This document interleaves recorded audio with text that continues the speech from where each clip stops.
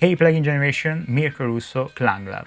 Last year I made a video comparison between two Pultec style EQs. One is not cheap at all, the Universal Audio Pultec EQP1A, and the other one is basically free, but you can support the developer on the Patreon page. I'm talking about the Analog Obsession Rare. And this is the second part of that comparison.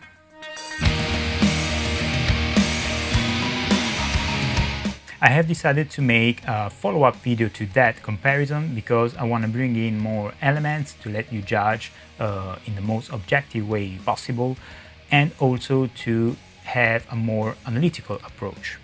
So what I noticed last year was obviously that the two plugins sounded different, okay? And what I did was letting you notice that by visual match the two plugins, moving the knob at the same position for the two plugins, and let you notice how they sounded different.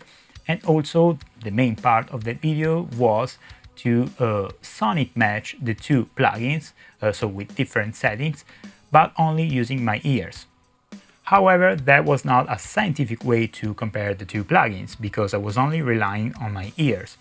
So I will now use Plugin Doctor to match the curves of the two plugins as much as possible, and then copying the same settings on Logic Pro to letting you listen to the two plugins only then. Of course, this concerns only the frequency response and not the color or saturation harmonics. And that is where probably the two plugins will differ. These are the settings on the Universal Audio, and I want to replicate the curves that are generated with those. You can immediately notice that you don't get any slope on the lows with the Analog Obsession, you only get a straight line. Even though the curve starts to go down at extremely low frequencies, 5 Hz, I assume that a straight line is gonna affect compression differently, as there is a lot of energy that may trigger it too much. Also, the high-end roll-off is different.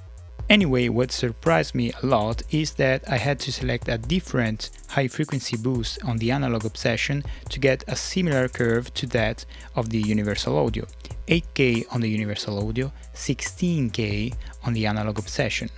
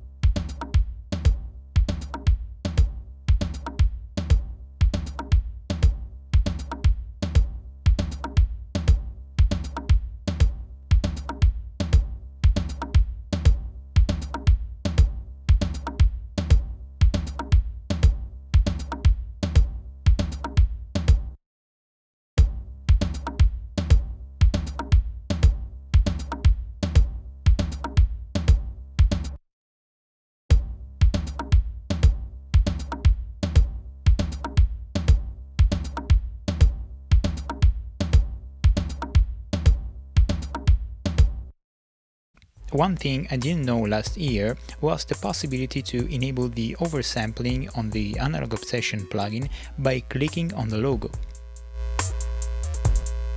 Notice on the graphic how the aliasing disappears when I engage the oversampling.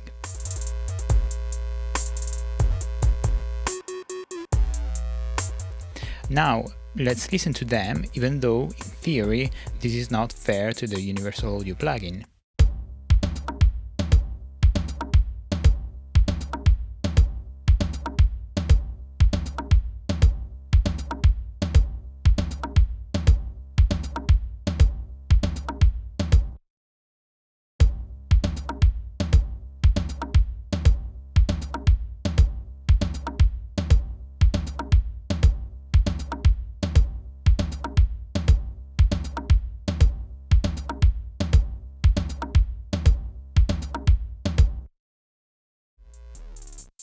Now let's use them on the master bus.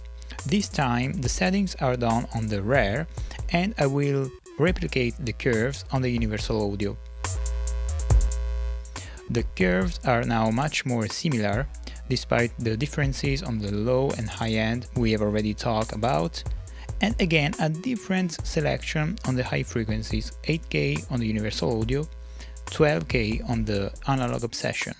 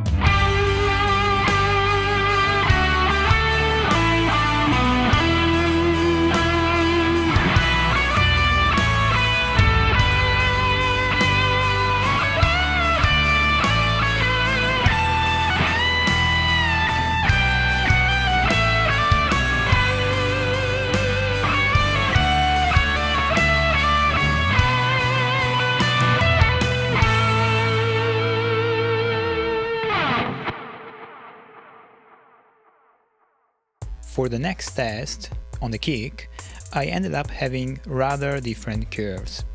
The slope on the Universal Audio, which I don't have with the Analog Obsession, is still there.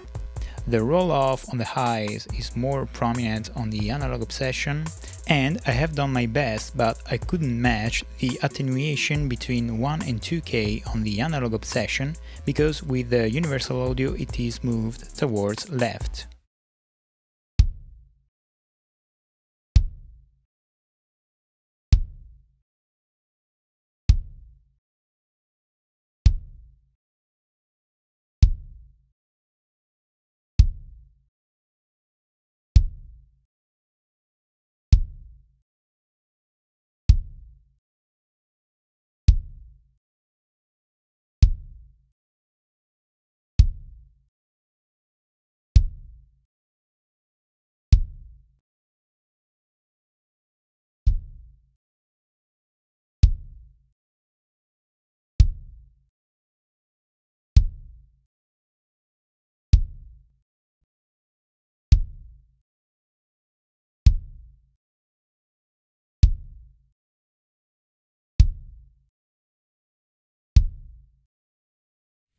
That's all for this second part of the comparison between these two Pultec style EQs.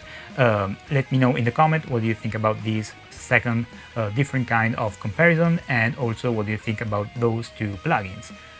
Hit the subscribe button to support my channel, and see you all in the next video.